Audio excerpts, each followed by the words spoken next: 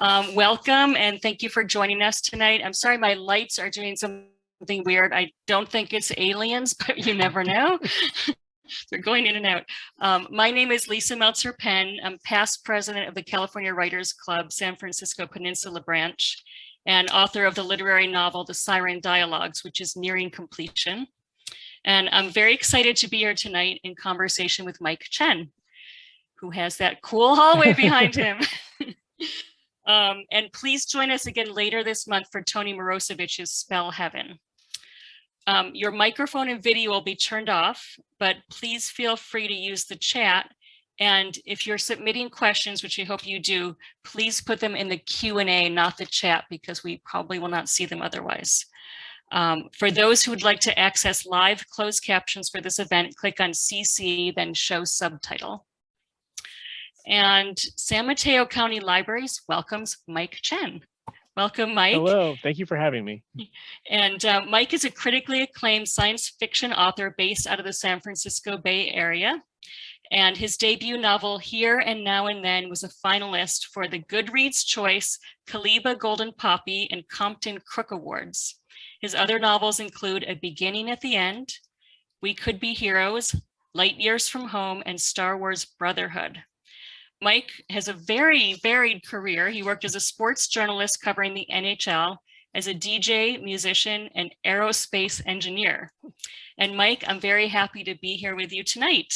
Thank you for hosting. I'm glad to do it.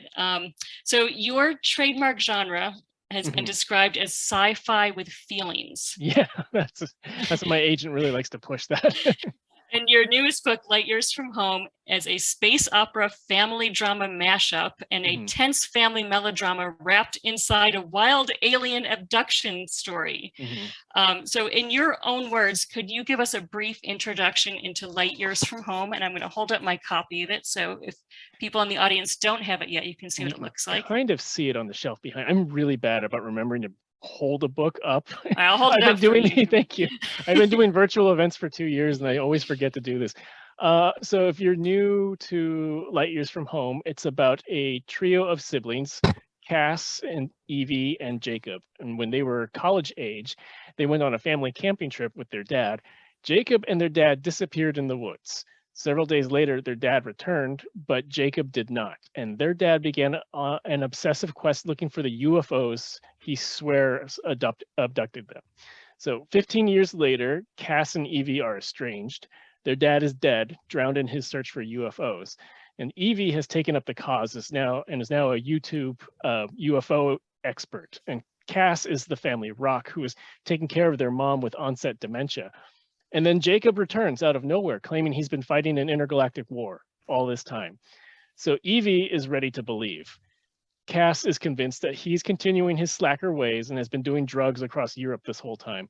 But then the FBI shows up looking for him and something else is at play. So the sisters must resolve their past to determine if Jakob really is the key to winning an intergalactic war or if he's really just been the same old Jakob that they've known this whole time. I like to say it's 10% space opera, 90% family drama, but the family drama itself is all propelled by the space opera side. And I should note that the vibe here is very much like the X-Files. So each of my books riffs off of like one of my favorite sci-fi subgenres. And in this case, the idea was to write something that would fit into an X-Files case, but instead of following Mulder and Scully around, we shift the focus to the family involved rather than the FBI. And the other direct comparison, which was one of my really big inspirations for this book, was the Netflix series The Haunting of Hill House, which is very different from the Shirley Jackson novel. But in that series, it was like there was a supernatural event that fractured the family in the 70s, and then you see them in modern times to see what the fallout was. And I kind of like took that structure and mashed it up with the X-Files. Wow. I love that. And I was a big X-Files fan. So yeah, that's a really cool way to look at the story and to have that as your motivation or your guide for writing it. I love that. So as you just talked about, Mike, there's a powerful story about healing and trauma at the core of this book, because this family is really split apart by this event, whether it's abduction or whatever it is, they don't all know for sure. And So you kind of told us some of your influences, but what inspired you to tell that particular story? So there's one other influence, but like the origin of this story. And so if there's any fellow Gen Xers here who also probably watched X-Files in the 90s too.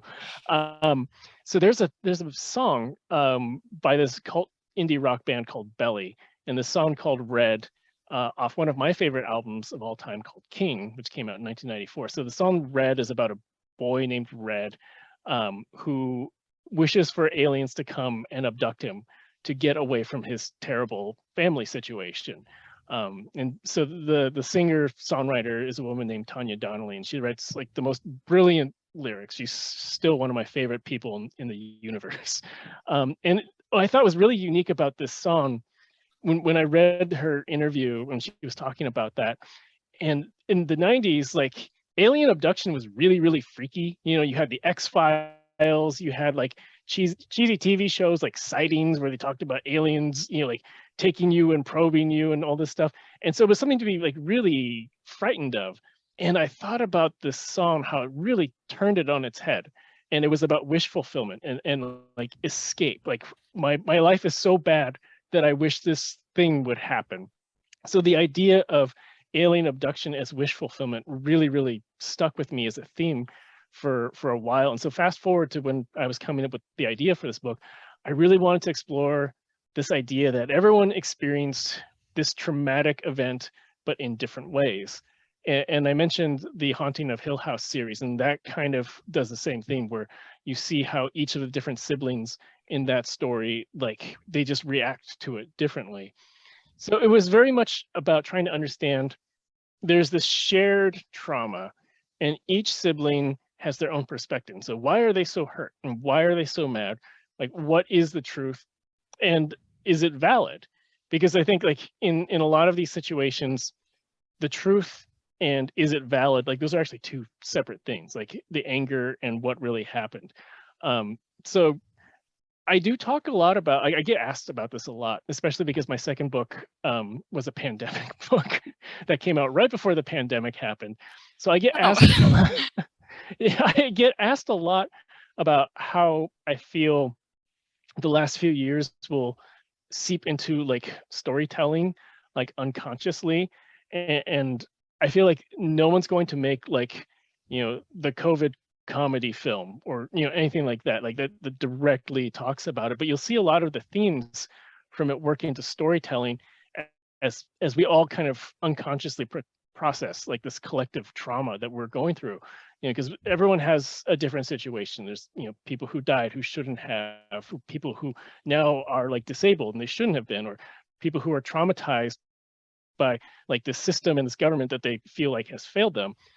And I was surprised when I was proofreading this book that I'm like, oh, I recognize you know, some of like the way that these people are dealing with it. And like for example, like if you follow me on Twitter, I'm not shy about talking about how my wife is immunocompromised and my daughter has likely inherited some of those genetics. And so our experience of the pandemic is very different from most people's, especially over the past year. And so, like, we're still mostly locked down. We wear masks everywhere. Like, it's better here in the Bay Area than other places. But it's this thing where like we're kind of living a different reality than other people are. And so when I was proofreading this book in, I think it was like probably August or September of 2021, like the final proofread, I originally thought like I just wrote a sibling story about alien abduction, and I'm like, oh no, this is about collective trauma and how people are dealing with it differently. And it really hit me that like, you know, this was shaped by COVID, and I didn't even really see it until I had some distance from the manuscript. So I think like on an individual level, the need for processing and healing and trauma was just kind of worked its way out of my head, and like it needed to go somewhere. And I also think like collectively you're going to see this in a lot of art over like the next 5 years or so. I mean, hopefully not longer than that. That would be great. Or forever, it feels like. Yeah. Things are terrible. Yeah. Wow. Okay. Well, you kind of answered my next question, but I'm going to ask it anyway because you might Sure. have a little more to add. But I was wondering what made you first want to use science fiction elements to tell this story about family and friendship? So that's something that I do, like, you know, my agent and my editor joke that that's kind of my brand, is like sci-fi with relationships. I love sci-fi. If hopefully people will recognize some of, you know, my Star Trek hallway and my Mass Effect art and you know, things like that. Science fiction has always been the place that I've gone to. So I was born in the late 70s, so I was like ripe for growing up with Star Wars and like when anime first started in America and things like that. I just gravitated towards it. And it's funny because like my wife is really into fantasy and like dragons just don't really do it for me. Yes, that is a Cowboy Bebop corgi. That is actually an Ein plushie. It has a Cowboy Bebop tag. um, so I've always gravitated towards science fiction, and as a writer, though, I really started writing fiction in the like about 2008, 2009 or so, and it was really important to me. I found like a lot of the stories that I gravitate towards are very character based and like relationship based, like not necessarily like romantic relationships, but like interpersonal relationships. And at the time, that really wasn't flying in sci-fi. And so I was trying to write contemporary stuff, and it just wasn't working for me. And my critique partner, who I'm going to plug her shamelessly. Her name is Sierra Godfrey, and her debut novel called A Very Typical Family, which is set in Santa Cruz, comes out next month, and everyone should check it out. But she told me, because was talking with her, like, you know, I just don't feel like this is working. You know, the story of like family or the story of friendship. And she said, like, well, why don't you just put it in space or something like that? Because like that's all she said. You know, she called it out. She's like, this is what you want to do. So I did it. And that was the first manuscript that I really tried to do it with. And the idea was taking Nick Hornby's About a Boy, which is one of my favorite books of all time, and putting it in the apocalypse. And that was about 2010 or so. And so that did not get me an agent, but I put that on the shelf and I reworked it. And that became my second book, the pandemic book that I referenced. It's called A Beginning at the End. So I really love the idea of digging into what characters might be thinking or feeling as they experience like these really fantastical situations, because every time I watch, you know, like a Marvel movie or Star Wars or something, like I think about like what are those characters actually doing, what is grounding them in the reality. And some media will go into it, but other times it's just glossed over for action pieces. But I think that there's a lot of really interesting story to explore there. Mm-hmm. And it's interesting that you know, you said it's 10% space opera and 90% family drama. You only need a little bit of the space and science fiction to make the whole thing put the whole thing in motion. It just provides the background. It's funny, and also high five to Fiona, who also went to UC Davis. Go Ags. I have found that the people who did not like this book, because it opens with there's one scene of space opera in this book, and it's the opening chapter. And I talked about that with my editor because I felt like it was necessary to show what Jakob is going through and what he believes happens. And the only place to do that is at the very front, and the rest of it is all like very X-Files-y. And so I wanted to give just a little bit of flavor, because like that's the kind of stuff that I really enjoy too. It's like, you know, like my whole brain works in science fiction, but I find that like the people who actually didn't like the book, they wanted an entire space opera novel. And that's just like, that's not what I do. So it's like, if you want that, you know, John Scalzi, Katie Wagers, there's so many great, you know, space opera places to go. But if you want to find out what people are thinking and feeling as they go through that stuff, that's kind of where I go. And that I actually found, so I mentioned Star Wars Brotherhood, which is a book about Obi-Wan and Anakin right after Attack of the Clones. And most people really loved it because they loved being able to like get in these characters' heads as they're going through, like, you know, the start of the Clone Wars. And I found a few people who didn't like it because they wanted it to be like this really rousing, epic adventure. And I'm like, that's not what they hired me for. Yeah. Like the editors wanted me to write a character story, and I wrote a character story. So, but yeah, I just love the idea of going into these situations that are too fantastical for our world, but then taking our real world views and seeing what people might be experiencing through that.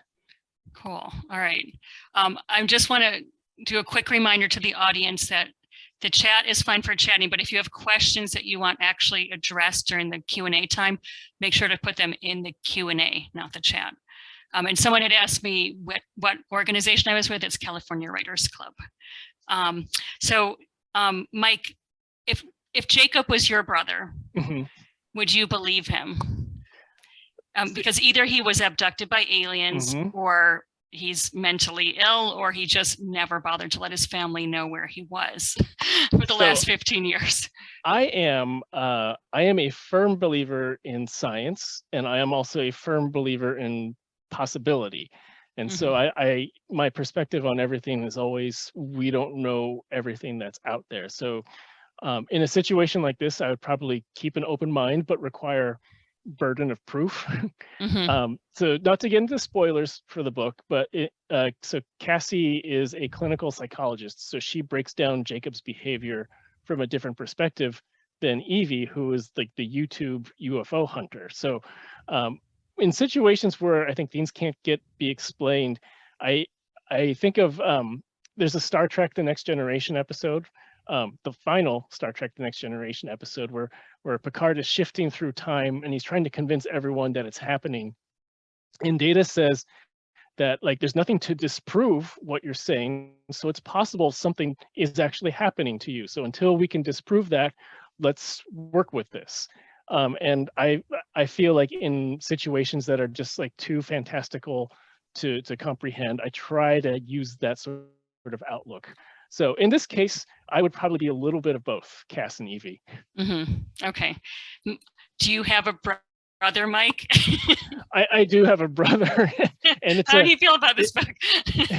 It's a complicated relationship. That's probably all I should say. Okay. Okay, so I was wondering throughout the book, is it a coincidence that the alien decryptor, this happens at the beginning, so it's not a big spoiler also, that the alien decryptor lands near Jakob's family home?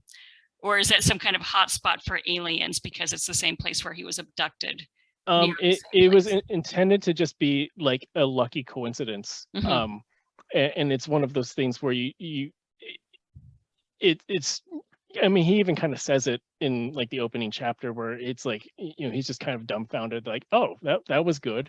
And the idea was really just I didn't want, I mean, I love the Bay Area, obviously, but I didn't want it to be like the Bay Area is like this super important place. It's like, no, it's just sometimes things happen like that. And that kicks off a story of reunion and reconciliation. Okay.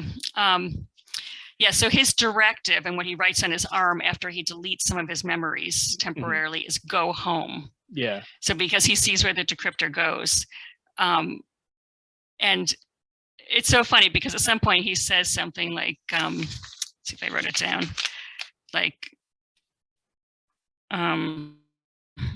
you know, I just have to deal with the family just to get to the thing that I need to do. Yeah. He says, and then just keep going on. But go home, it means a lot more in this book than that. So can you talk about how going home and reuniting with his family changes things? And then my bonus question there is, does it in some way help his prospects in saving the universe? So going home, I think, you know, as when we're little, we think of like going home as like the place that, you know, where your parents are, your family is. And then as you get older, it's like going home is like either like a physical house or where your parents are, or like a region where you grew up, or where you just feel more comfortable. It takes on all these different layers. And that was actually something that I really wanted to play with this, because they all, for Kass, Kass has moved into her childhood home. She's taking care of her mom who has onset dementia, but her home is different from the home that she grew up in, because it's just her and her mom. Their family dog is no longer there. It's like a place where she does business as part of her psychology practice. And it's a place that she's just like really trying to hold everything together. That's different from Evie, who, when she thinks like going home, she thinks, I'm going back to the Bay Area to crash because I don't have money for a hotel, like that sort of thing. And in this case, Jakob is seen it as like a purely like geographic location of like this piece of technology that I fired out of the spaceship has landed somewhere near the place where I grew up. And I kind of know the area, so it will be easier for me to find if I just go home. So the idea, I think, like we all, as we go through different stages of our lives, we all probably feel that way about our home, at some point. So it was really, again, going back to a single thing that is perceived differently from different people, even though like they all kind of overlap it. And there was a second part to that question that I totally forgot. Yes. Does going home and seeing his family and maybe making things okay with his family, does that in some way help his prospects in saving the universe? At the start of the book, it's one of those things that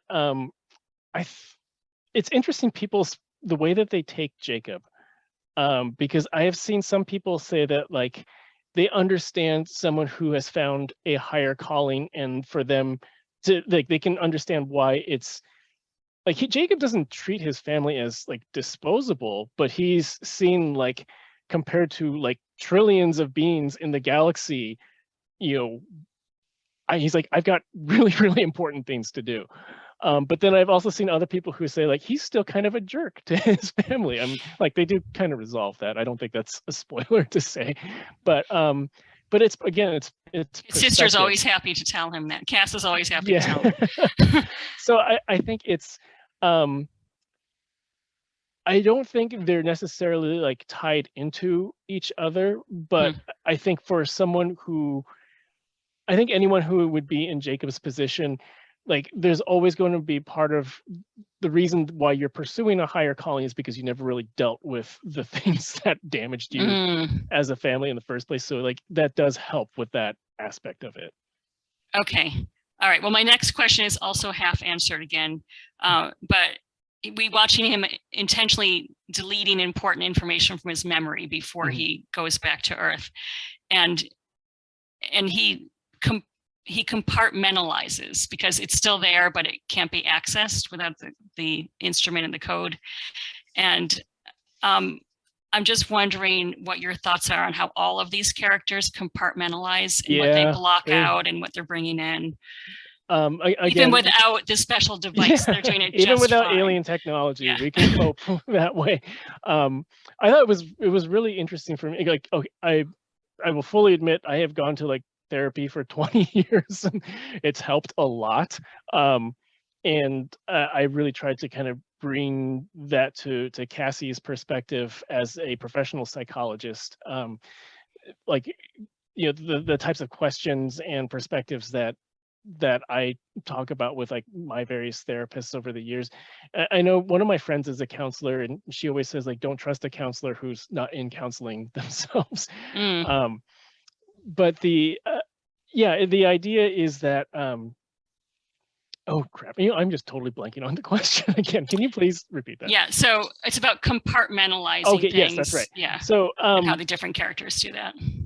I think we all do that, and as part of that, how do we experience the same thing differently? Like if we all experience like even a great event, like if sometime in my lifetime the Sharks win the Stanley Cup, the way I experience that is going to be different from like my dad, who's also a fan but doesn't care as much as me, and then like my friends who are like more invested like on a fantasy sports perspective, and like everyone's going to have like these different things that they take away from the emotion of that moment. And so like this, I really wanted to show like the most extreme version of this possible, but because that's what we do. And I think like if we don't acknowledge that, that's like my 20 years of therapy is coming through right now. It's like if we don't acknowledge that compartmentalization and the ways that it's kind of hiding some things, then it's just going to get worse over time. Yeah, and it's really interesting how, as the book goes on, without giving any spoilers, that those compartments start to open up. Yeah, and that's the important thing is, Yeah. I really wanted to show one of the big themes of this book is that like those things that like resolution with people or relationships or yourself like doesn't necessarily have to be like a stereotypical happy ending. I think it just has to mean that like you can coexist with Yeah. it. And that was one of the Hmm. big things in here is like these three siblings have a lot of damage between them. Some of it that they've brought upon themselves. Um, and like the real stepping stone to healing that is just acknowledging that. And you know, one of the most valuable things that I have learned in therapy is that just because I acknowledge something doesn't mean that the person on the other side is going to do that. And then that's okay because like now it's my choice whether to hold on to something or not. And there's a lot of that in this book, plus aliens. Yes. I'm going to ask one more question, then open it up because we have some questions streaming in. But do you have a favorite character in this book? Oh, I love them all. Yeah, I mean, I love Cassie's like kind of bitchy practicalism. I love Evie's her Fox Mulder-ish wonder. And I love how Jakob is like he's he's still at his core like the slacker guy who failed out of college, even though he's like the space marine hero. And I love that juxtaposition.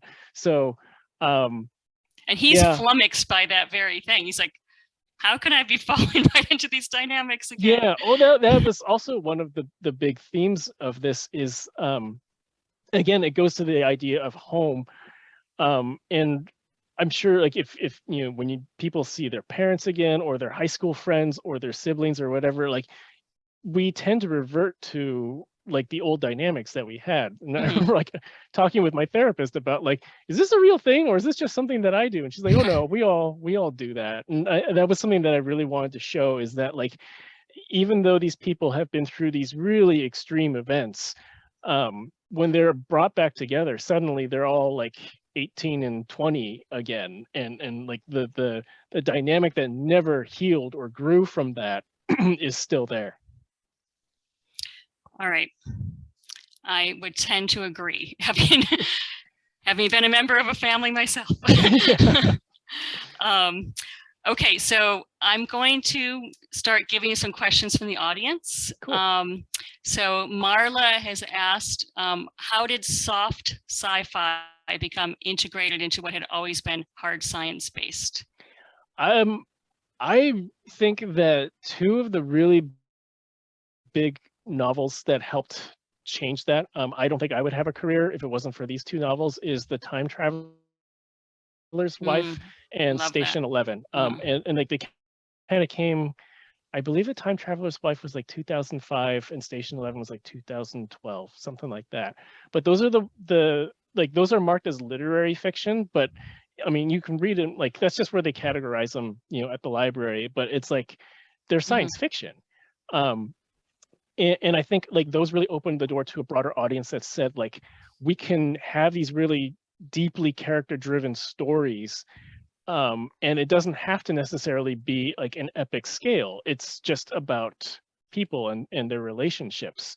And I actually, one of the other things that I think has made a really big difference is you have all these different streaming services now that like over the past 10 years that like they've really tried to fill in content where it's like, you know, it's based on a comic book or it's based on a book or whatever. And so it is genre, but they have the space to really give time with the characters. And I think as audiences have become more accustomed to that, like in movies and TV, like it doesn't all have to be the Avengers. It can be like my superhero book is very, very much inspired by like Daredevil and Jessica Jones on Netflix because they got to spend so much time with the characters and really find out what makes them tick. And I think between the books I mentioned and a lot of popular audiences willing to like spend time with characters on like smaller scales, I think you find that just everywhere this type of storytelling is becoming more popular.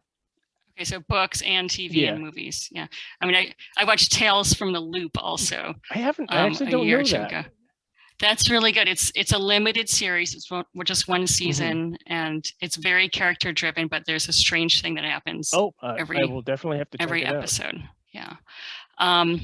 So the next question is from Fiona. She says, "I've read through a quarter of a beginning at the end, and the entirety of Light Years from Home, and I've noticed that you use many points of view. And what makes you choose this narrative style?" It's something that I like. And I did this in my Star Wars book too. So like in Star Wars books, they're usually an omniscient point of view. Like you can get information from like a universal narrator. But what I chose to do is like one chapter is Obi-Wan, one chapter is Anakin, one chapter is Ventress. I feel like the tighter you are with that, the more the voice of the prose feels like that character's inner monologue. And in that way, like you get a much tighter look at their emotions. So that's the type of story that I want to tell. I also try to switch it up a little bit each time. And so like each of my books is a different subgenre and it's a different narrative style. So like a beginning of the end, I think has, I think that one has the most points of view, but it's also got like these news reports and other things like thrown in there. We Could Be Heroes is just like straight alternating between the two main characters. Here and Now and Then is just a third person tight perspective. But the main thing with all of them is that it is just like that really tight voice driven perspective. And it's just so you feel like you're with the character's head, like and not just kind of floating above it.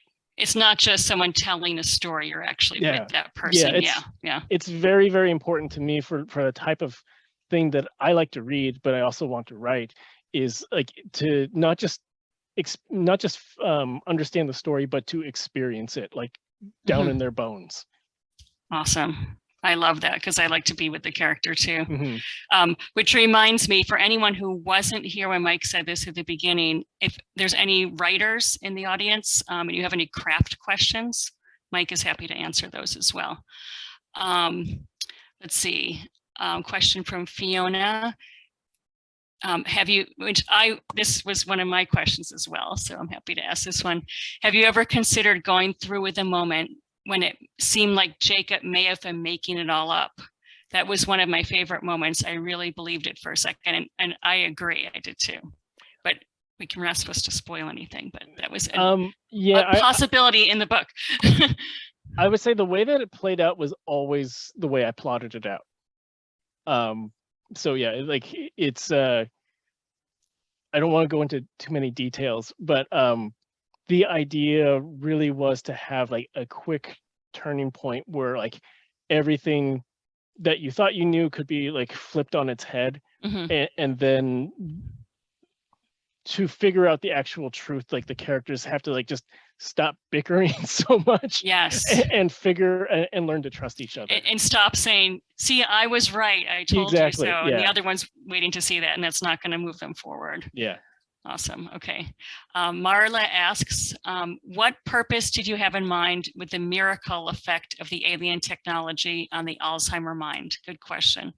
So, I mean, part of it's just a plot device because I wanted to have a really, really nice, meaningful moment with like the family like reunited. So I did look at, I try to base all of my fake science on real science. So I have like an engineering degree, and like that's just kind of the way that my brain works. So I did look up like what is the mechanic behind like, basically like the electricity going on in your brain. Every time you have a thought or you recall a memory, like what is like going on between the synapses there. So then I thought like, well, let's just say that like this space device somehow like reactivates like where like the messages in your brain were like short circuiting before because the pathways have degraded a little bit with brain atrophy.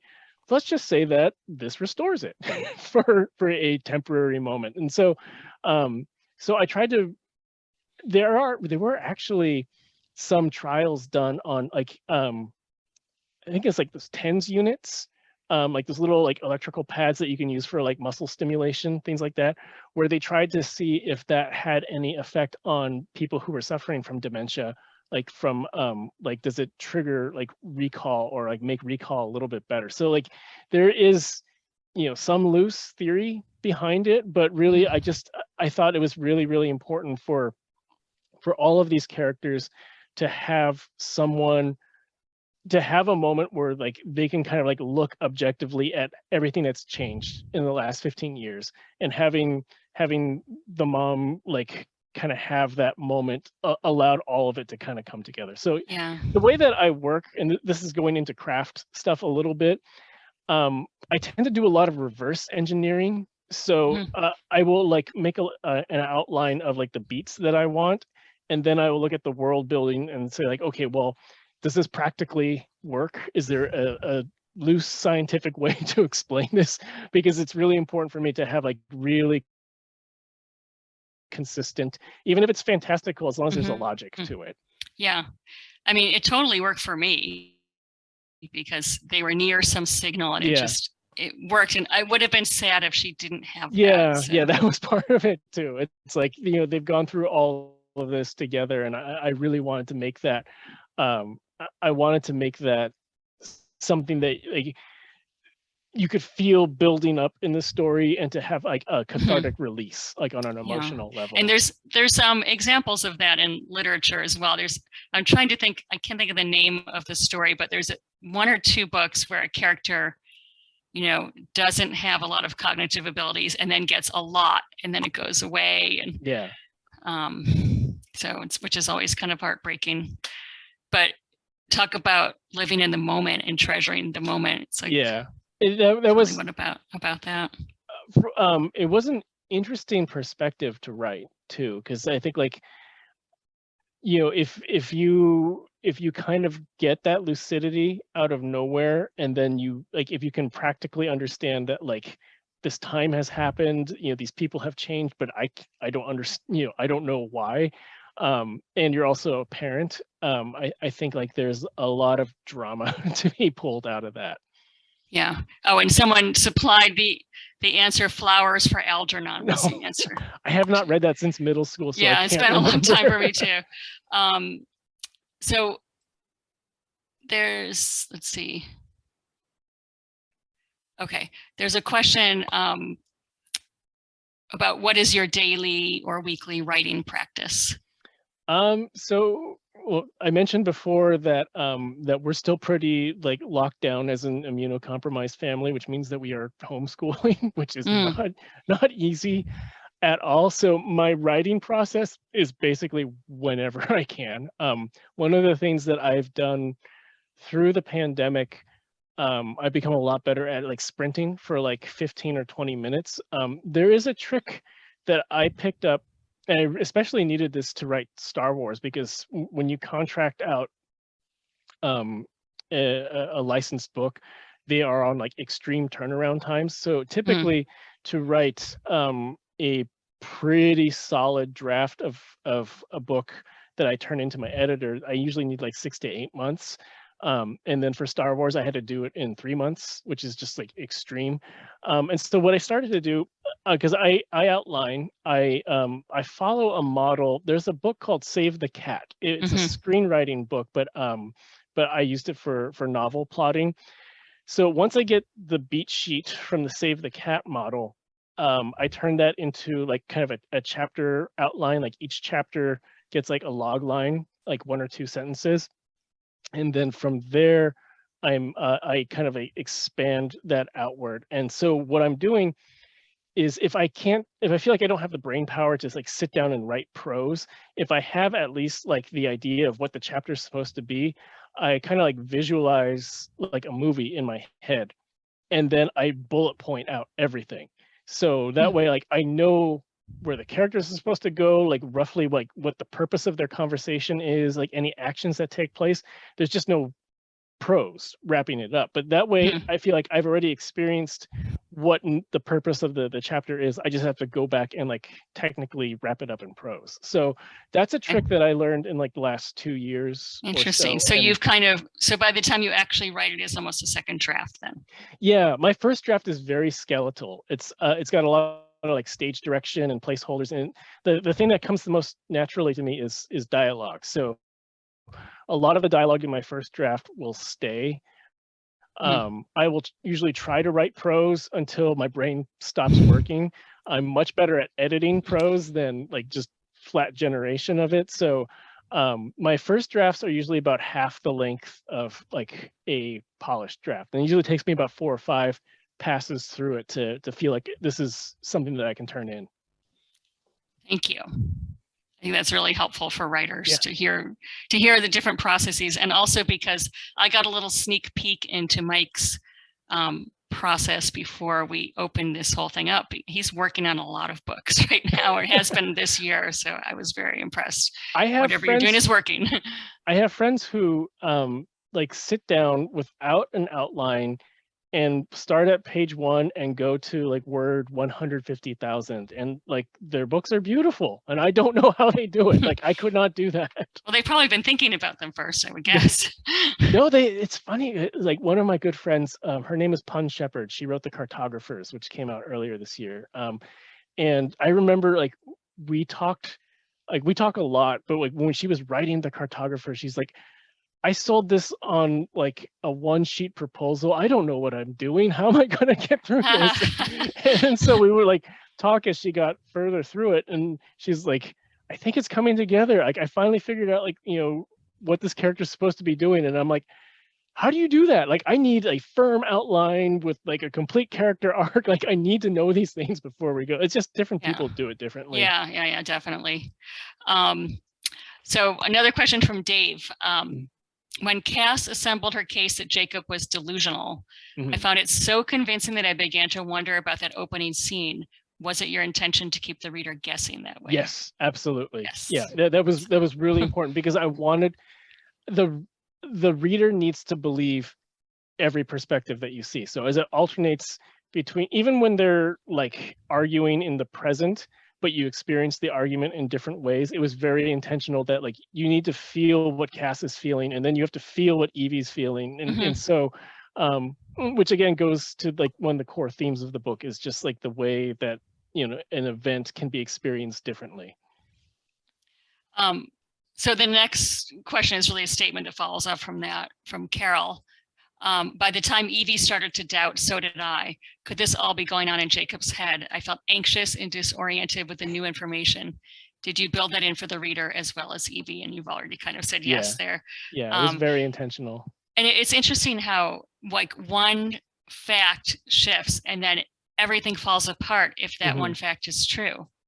Yeah, it was a totally different reality. It was I think like if you look at the bullet point list of this plot, it's actually pretty straightforward. A lot of the work went into like these really intricate moments of setting up like the perspectives and beliefs, and every chapter like basically leaving, you know, one vulnerable spot that if that goes, suddenly like their belief system collapses, and to kind of keep stacking that on top of each other and then have like a big tumbling moment. And that's where like you know, I think like with all families and relationships, like that's kind of like a put up or shut up moment, you know, like where you either have to learn to work together or you say goodbye to the toxic relationship. Yeah. And it's interesting that the way you set up the book, the more believable character is the alien conspiracy theorist. Yeah. Like we're like, yeah, of course that must be true. And the psychologist who's saying there's no way that happened, it's like, no, you don't know what you're talking about. And it's not how it would be normally, but because you set up the point of view characters that way, it really works well. So I go back to you know, how I try to have like fake science be based in real science. And so a lot of the stuff that Evie's group tracks. So I didn't look at UFO hunters, but I looked at ghost hunters. And so like when they go into buildings, like what tools do they bring with them? And then I extrapolated that out to like if you're trying to track events like in the wilderness or something, You're going to look at like, how is this, if this spaceship is coming from somewhere else, it's got a different form of energy usage. It's going to affect like the immediate, like the atmospheric pressure, like any sort of like heat drops, things like that. And so what I did was, the lake in the book is actually based on Wright's Lake up by Sacramento. It's kind of like by Placerville. And so there's historic atmospheric data that like goes back to like the mid 90s now. Like you can find these in various places. And so I just took the data from that and I extracted so that's because I'm not a good enough, a geologist on my own. So I took that data and then I put it into this book. So it's like, it's somewhat real. Cool. And I did try to look up the lake in your book and it did not exist. No, so the names are all either based on random X-Files shoutouts or Assassin's Creed characters. So I love Assassin's Creed, and I'm really bad at naming things, and so I take something that I really, really like, and then I just base all my characters on that per book. Okay, so not just the names, but the actual personalities of the characters? Not the personalities. No, okay. What I do from a craft perspective, I do usually cast people, like actors in it, and that's a shortcut for me because I mentioned that I feel like dialogue is my strongest suit. So I can hear actors like in certain roles in my head, and so if I cast them into my characters, I feel like I can write them much faster, and it feels like they come to life much faster. So I try to do that with almost everything. There's like one or two where it's like, actually for this, it's like Kass was kind of like an amalgamation of like more like personality types. Jakob here was purely Oscar Isaac as Poe Dameron from Star Wars. So like little things like that where it's just a shortcut for me to do that. That sounds fun.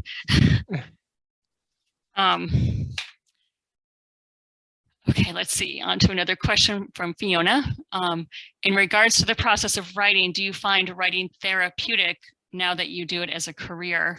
Oh, yes. Yeah. Or do you have to force yourself to just sit down and write to meet the deadlines? I would say it's different stages. Like first drafts are the hardest for me. So it feels very difficult and I need to just like push through it. And then when I'm revising from a skeleton draft into a full draft, it feels very fun. But my therapist says that she identified that my coping mechanism is like productivity. And so like during this kind of like shutdown, pandemic, like, I have my day job, I have my daughter, and I try to help with like my wife with her condition, and it's like a lot of like external pressures on me. And so when I can just sit down at night and just kind of like exist in my own head with characters that I've made up, it does feel very like pressure release. Oh, so are you a nighttime writer? So what I probably do is like about 45 minutes in the morning, and then during the workday, like, how people would like take breaks and, chat with their friends or, check blogs on the internet or whatever. Like I do like 15 to 20 minute sprints a few times during the workday as my break. You're doing your regular job, and then instead of like going to Facebook, or reading the news or going to the like advice columns in the newspaper, or whatever, or Twitter, that's your writing time. That's amazing. So 15-minute increments. And I love that. And then at night after my daughter goes to bed, I try not to do too much after she goes to bed, so like my wife and I can have some time together. But like if I'm on extreme deadline, like with Star Wars was inserted into my schedule while I was working on my upcoming vampire book. And so I'm like, how do I write 2 books at once, but I can't say no to Star Wars? So my wife was like, just get it done. It's fine. Like, we'll make it work. Okay, there's a few people who want to know, what is your day job and how, and so you're not supporting yourself from your writing, you have a day job? No, I don't think anyone in the Bay Area can support themselves writing, because it's like not just the if you're on Twitter right now, there's someone who is tweeting out a live stream of the Penguin Random House, Simon and Schuster, like the Department of Justice suing the merger between Penguin Random House and Simon and Schuster. And so like one of the things that they're talking about is like how much do authors actually get paid and how do they get paid? And then like everyone who's not in the industry is like, I thought they made more than that. I'm like, no, we don't. Yeah, we really don't. Especially now when you take into consideration all the time and the drafts and everything that goes into it. Yeah. So yeah, I have a day job as I was a technical writer. Now I write marketing copy. And I do actually find that that is really helpful for my fiction. I have a friend who's also, she's a novelist, and she tells me that like when she writes like a corporate blog, that she feels like that takes her brain power for writing for the day, and she can't do it anymore. Yeah.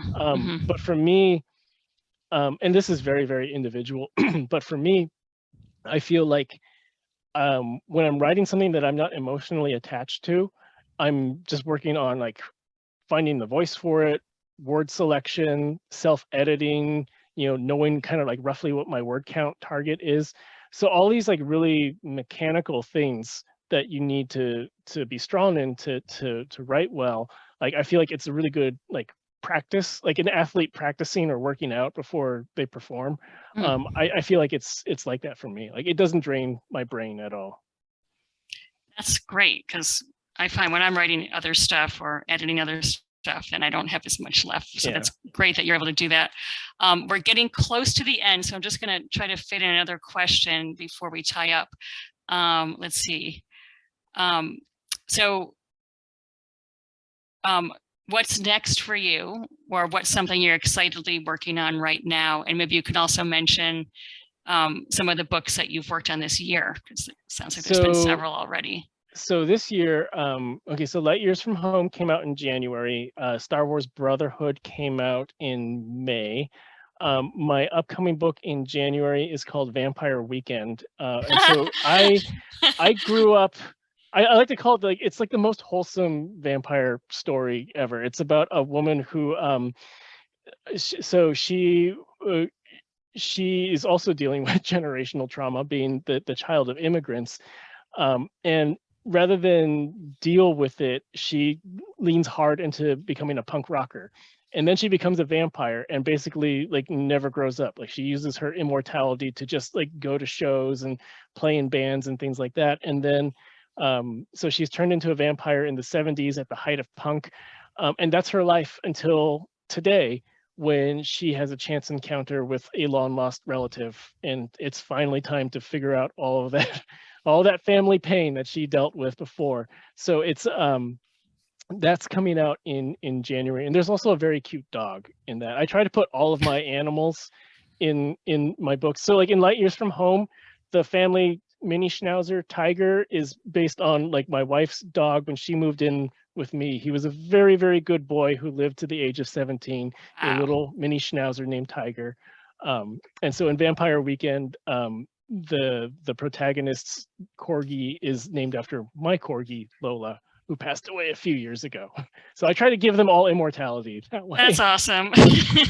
And I am working on a time loop. I'd say, I like to tell people it's as close to romance as I'm ever going to write. So it's but it's in a time loop too. So I'm about halfway through a reasonable first draft of that.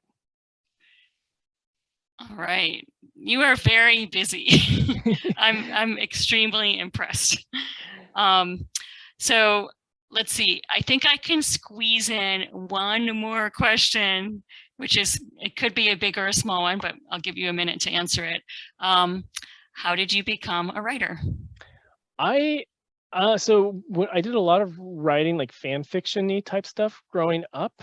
I did it mostly like as comic strips. I like to draw a lot when I was young, and like I really kind of leaned more into prose when I was in high school. And then in college, so I said I had an engineering degree, but I took a creative writing class, and it blew my mind because I hadn't done it like as an adult, and I felt like this like creative freedom. Like even though like I've played music my whole life, I like to draw. and those are all kind of like limited by how good you are at it. And then with writing, I felt like I can do anything. This is amazing. And my teacher encouraged me to keep writing, and so we're still in touch. Every time I get a new book, I send her a copy, and she works actually at Simon and Schuster now. So your teacher really, works at Simon and Schuster now? Yeah, Nice. she's like the executive vice president of independent bookstore relations or something like that. Like she interfaces with the indie bookstores. So wow. All right. This has been a great conversation. You are really interesting, Mike. You're working on a lot of interesting projects. If we had more time, I could ask you more about Star Wars, because I was surprised we didn't get too many Star Wars questions tonight. But I also want to thank everyone who was with us tonight and for all your great questions and attention. And to please check out San Mateo County Library's upcoming author talks at smcl.org/author talks, and you will get the screen with that information at the end of this. And we'd also appreciate it if you could tell us how San Mateo County Libraries did with this program at smcl.org/rate this event. And I hope everyone has a good night. Mike, it's really been fantastic talking with you. I'm excited to read some more of your books. And thank you, everybody, for coming. Thank you, everyone. Bye.